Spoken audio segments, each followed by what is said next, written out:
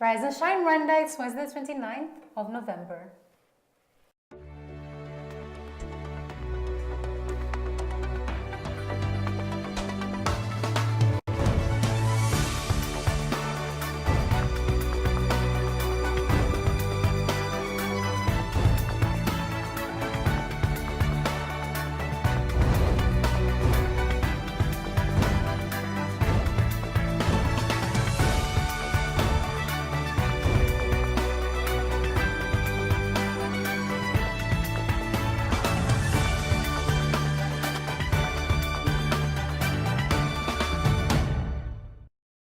Coming up on today's Rise and Shine Rwanda. President Paul Kagame in Nairobi for Kenyatta's inauguration. What can we expect in the upcoming Made in Rwanda Expo? Good morning, you're watching Rise and Shine Rwanda with me, Irene Kanengwa. And me, Fidelis Karangwa. Over the next half an hour, we'll take you through what's trending in the news, business, as well as lifestyle stories. But first, let's take a look into our news features.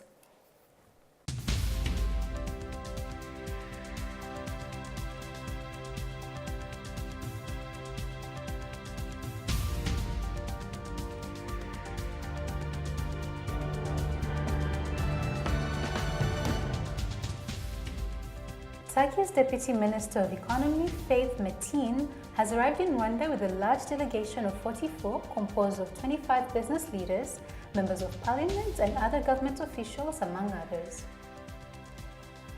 Metin and the accompanying business leaders will be hosted by Claire Akamanzi, the CEO of the Rwanda Development Board, in a business forum that will be followed by business-to-business discussions with Rwandan private sector players over 2 days. The entrepreneurs come from sectors including furniture production, textile and garment manufacturing, food processing, leather good production, construction and the hospitality industry. According to the Rwandan ambassador to Turkey, William Nkurunziza, the visiting delegation demonstrates the keen interest of Turkish entrepreneurs and leaders for greater engagement between the two economies. And in regional news, Kenyan President Uhuru Kenyatta has been sworn in for a second 5-year term, a month after winning an election rerun. Several heads of state and tens of thousands of Mr. Uhuru's supporters attended the inauguration at a stadium in the capital Nairobi on Tuesday. Kenyatta won 98% of the votes cast in October's poll. The election was marked by a low turnout, with only 38% of the registered voters casting their ballot. 7.6 million of the 19.6 million registered voters. Last month's rerun poll occurred after the country's Supreme Court annulled August presidential election results, citing illegalities and irregularities with the voting process. Kenyatta's inauguration comes after the Supreme Court validated his victory in last month's rerun election. And in international news, Egypt jails 16 people for debauchery as LGBT crackdown continues. 16 men were arrested last month during a crackdown on homosexuality by the authorities in Egypt and have been sentenced to 3 years in prison. A court in Cairo found 14 of them guilty of inciting debauchery and abnormal sexual relations on Sunday. The other 2 were convicted on Monday. However, they have reportedly been freed on bail of 5,000 Egyptian pounds, each pending an appeal. The verdict for a 17th man on trial in the same case has been delayed. The Egyptian Initiative for Personal Rights says at least 75 people have been arrested since rainbow flags were raised at a concert in the capital on 22nd of September, provoking a public outcry in the socially conservative country. Only 10 of the arrests are believed to have been related to the flag raising, as most of the others were entrapped through online dating apps, according to EIPR. Homosexuality is not explicitly criminalized under Egyptian law, although authorities have relied on a 1961 prostitution law to charge people suspected of engaging in consensual homosexual conduct with habitual debauchery. Amnesty International said earlier this month that more than 60 members of the Egyptian parliament had proposed a law that would criminalize same-sex sexual activity following the flag-raising incident. The bill defines homosexuality for the first time and sets penalties for up to 5 years imprisonment. The bill also includes a clause that licenses the authorities to publicly shame individuals convicted of a related offense by publishing their names and sentences in national newspapers. It is expected to be reviewed and discussed by Parliament during its current session, and if voted for, it will be sent to the President for a sign-off. Now, coming back to our local stories, President Paul Kagame on Monday night arrived in the Kenyan capital, Nairobi, to attend President Uhuru Kenyatta's inauguration Tuesday morning. In endorsing Kenyatta's re-election, Chief Justice David Maraga said the repeat election was conducted in accordance with the law. Kenyans returned to the polls after the same court had nullified Kenyatta's victory in August following a petition by the main opposition party NASA on the basis that the Election Commission had not observed the law during the process. Yesterday's inauguration at the country's main arena, Kasarani, saw Kenyatta start his second term in office, having become president in 2013. Your Excellency, Honorable Uhuru Kenyatta, President-elect of the Republic of Kenya,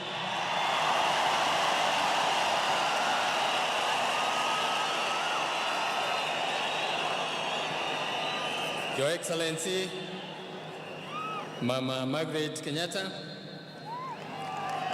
Your Excellencies,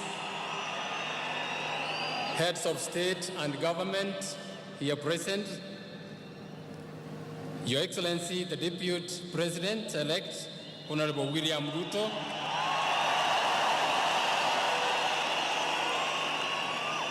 Your Excellency,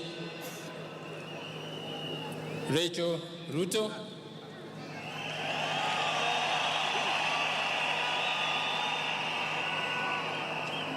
Your Excellencies, Vice Presidents and heads of delegations, the Honorable Speakers of our Parliament, wananchi watukufu, amjambo.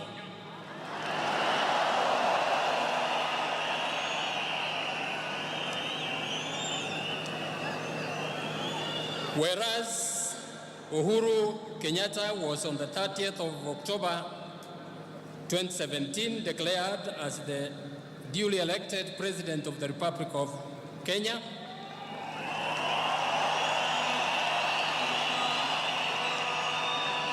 pursuant to the provisions of Article 138(10)(a) of our Constitution,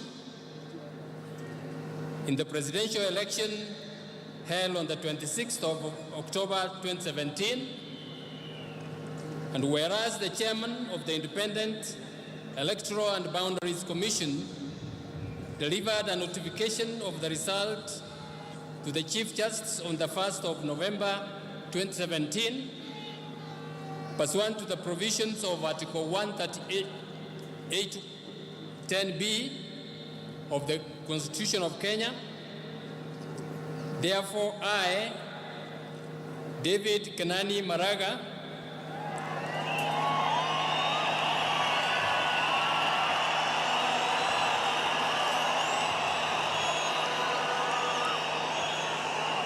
the Chief Justice of the Republic of Kenya, hereby introduce and wish to bring to the people of Kenya the President-elect, Honorable Uhuru Kenyatta.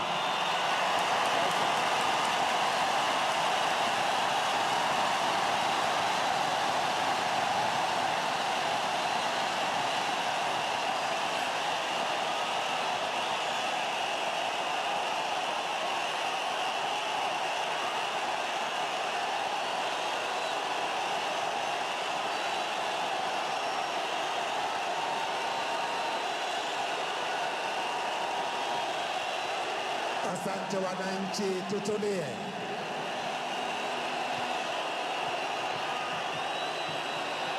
I would now like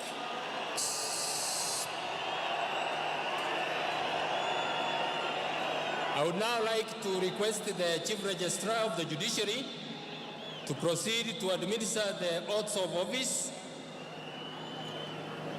on the President-elect and place the arena for the administration of the oath of allegiance and the oath of the due execution of the office, the Chief Registrar.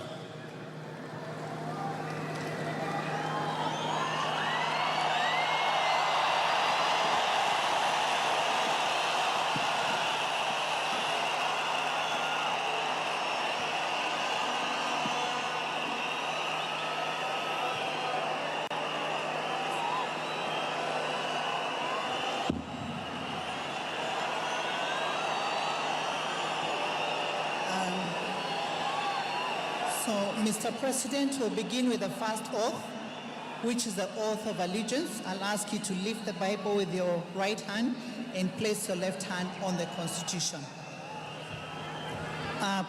Please repeat after me. I, Uhuru Kenyatta,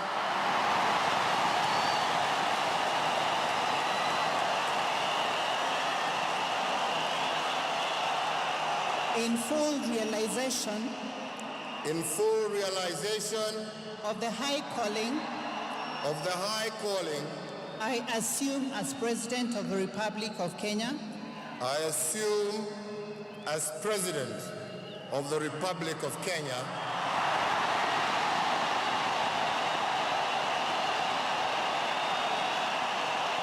do swear that I will be faithful and bear true allegiance to the Republic of Kenya, that I will obey, preserve, protect and defend the Constitution of Kenya protect and defend this Constitution of Kenya as by law established, and all other laws of the Republic, and that I will protect and uphold the sovereignty, integrity, and the dignity of the people of Kenya. and dignity of the people of Kenya. So help me God. So help me God.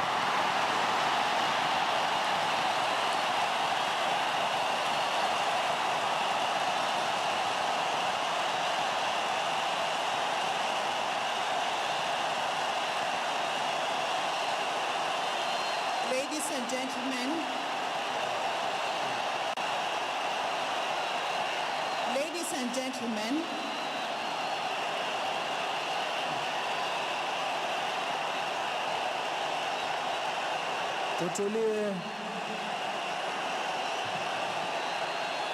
the President-elect,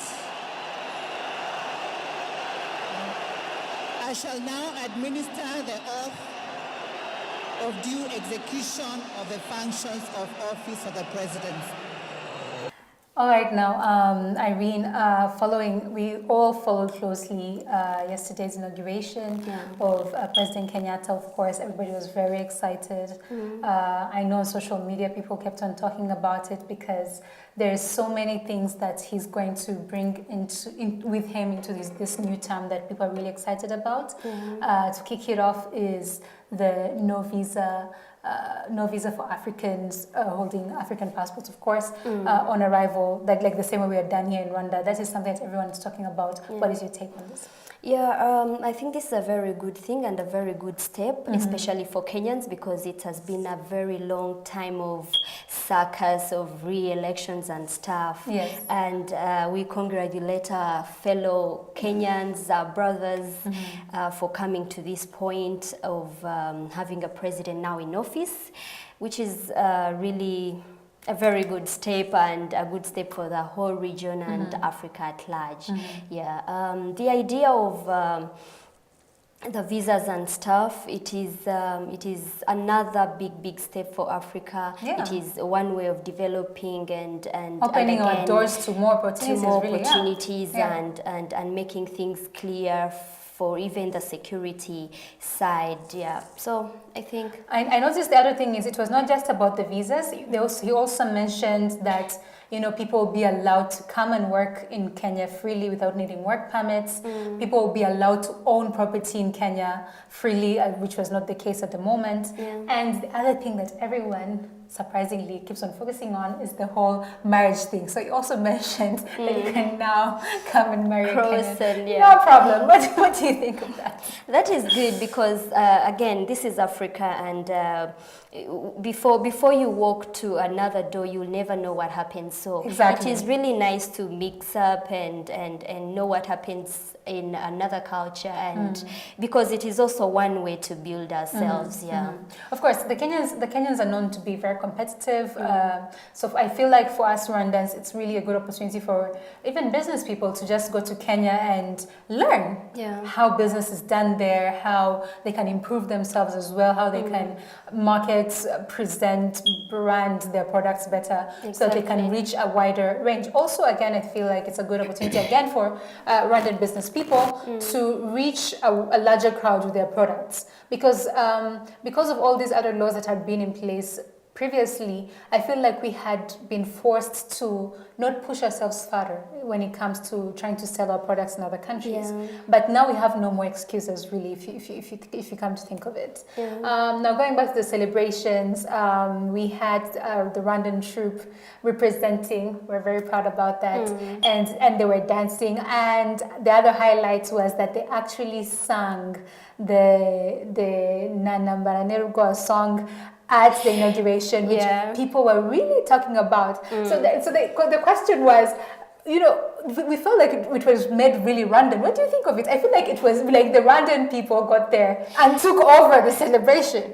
Fidelis, when Rwanda was celebrating the victory, Kenyans joined, and it is not a surprise that we are taking what we have, to celebrate with the rest of the people. Of course. And now the other one of the very many rumors that people have been talking about on media, of course, is that there's been a bit of bad blood between President Paul Kagame and President Museveni of Uganda, and we saw them at the event chatting it up, having a good time. Again, for me, that was a major win, because I say, that shows positive light. It says, whatever, it goes to say, whatever we hear and see on the media is not always the case. We have to really learn to dig deeper and really into learn more about certain situations before we come to a conclusion. But we're really, really happy, and congratulations to President Uhuru Kenyatta once again. And we're really happy for our fellow Kenyans and wish them the very best moving forward as they enjoy and get to have this experience with their fourth president of Kenya. We'll be right back after the break.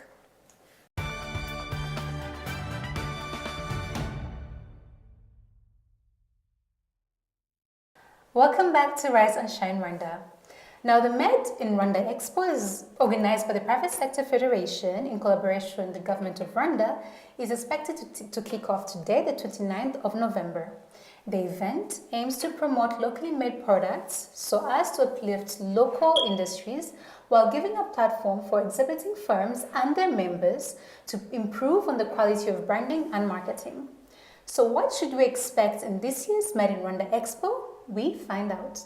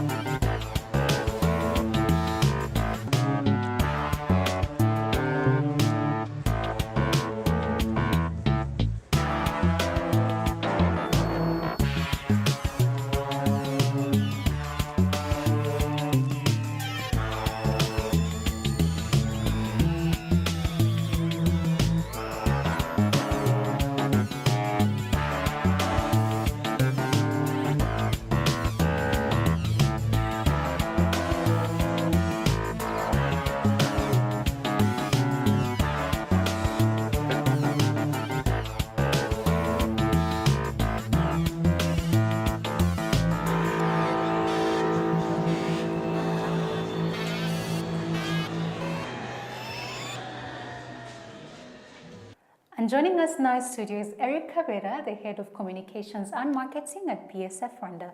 Welcome, Eric, to Rise and Shine Rwanda. You're welcome. Thank you very much. All right, so now we know the Made in Rwanda Expo is starting, but the question in everyone's mind would be, what inspired you to start the Made in Rwanda Expo? Because you have the annual expo that normally happens every year, but why did you guys feel the need to always hold and have a Made in Rwanda Expo every year as well? Thank you very much. To briefly talk about the expo, this is the third edition of Made in Rwanda Expo. We had the previous expos last year. We had one in March and in December.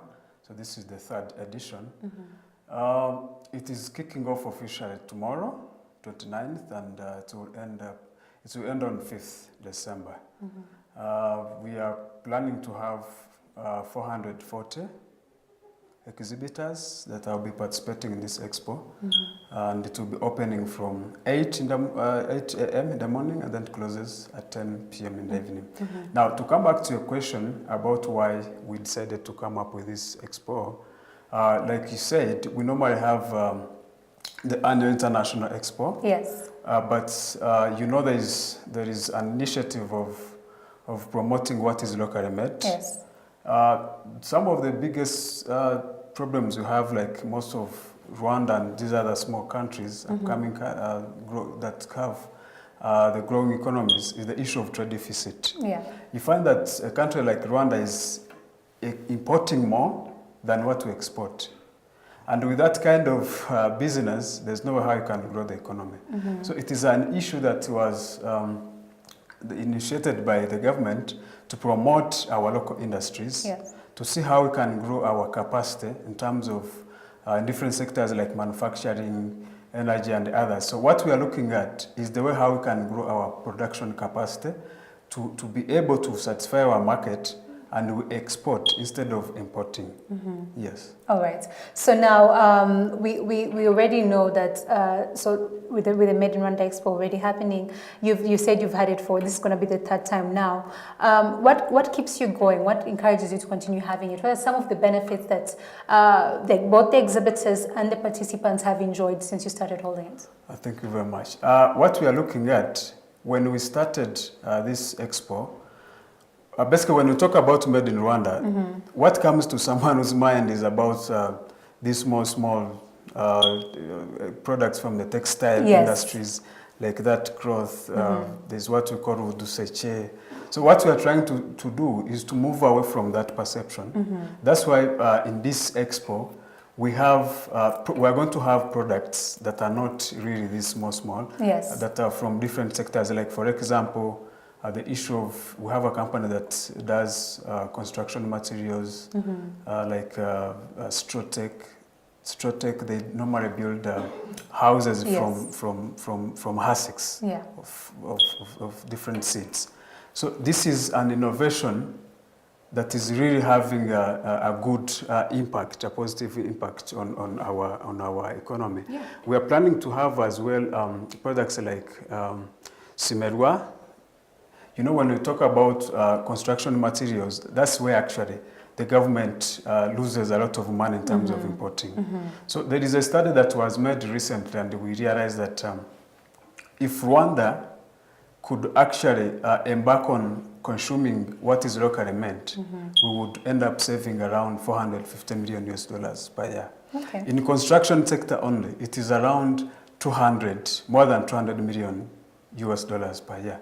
So this expo, we are planning to have varieties of products, not from these small products. Yeah, that because everyone's about. understanding of Made in Rwanda, they think uduseche, they think coffee, yet there's so much more to be offered. Yeah, there is a lot to get from this expo. That's why we want Rwandans to come, not only Rwandans, but all the consumers in the country, to come and see what real we can produce in the country.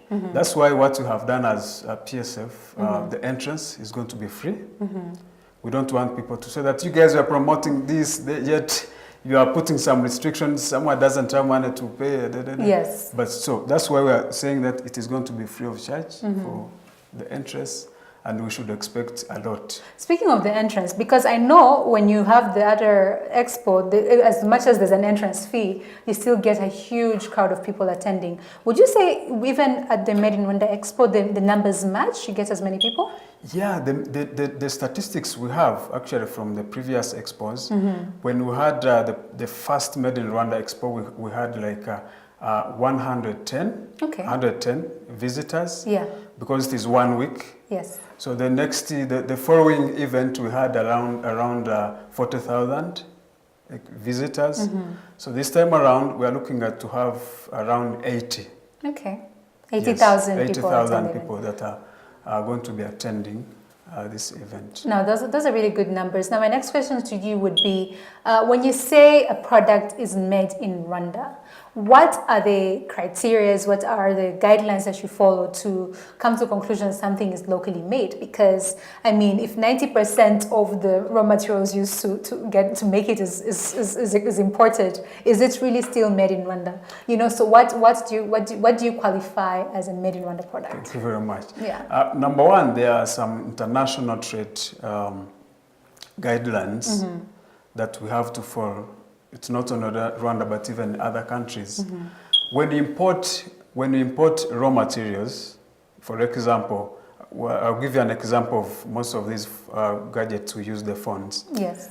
When you get that smartphone, there are some phones, you find that this product is made from China, this product is made from California, this product is made from Japan. Yes. But the final product shows the assembling.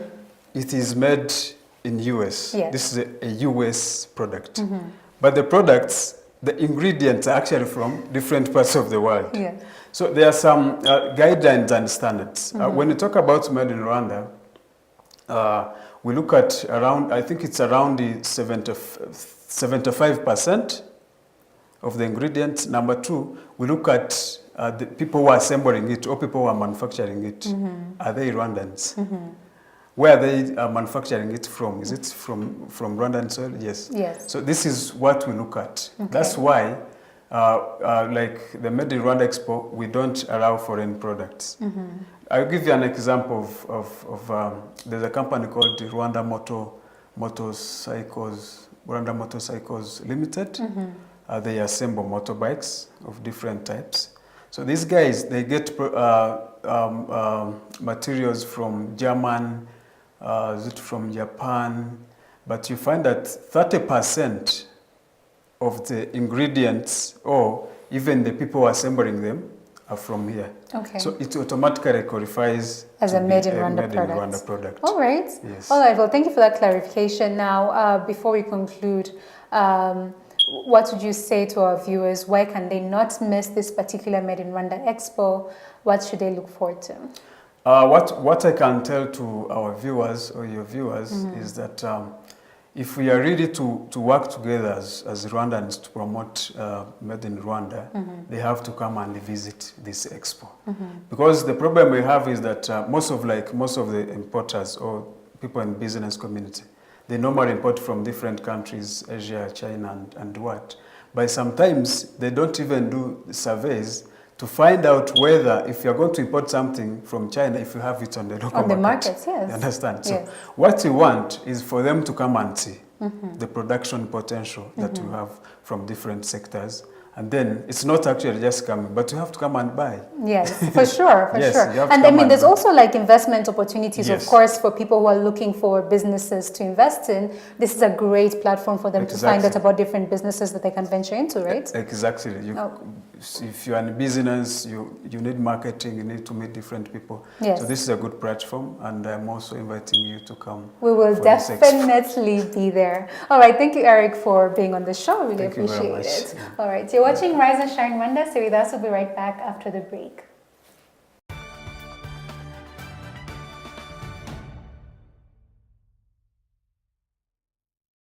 Now, don't forget, we'd love to hear your thoughts, comments, and feedback on what we're talking about here on Rise and Shine Rwanda.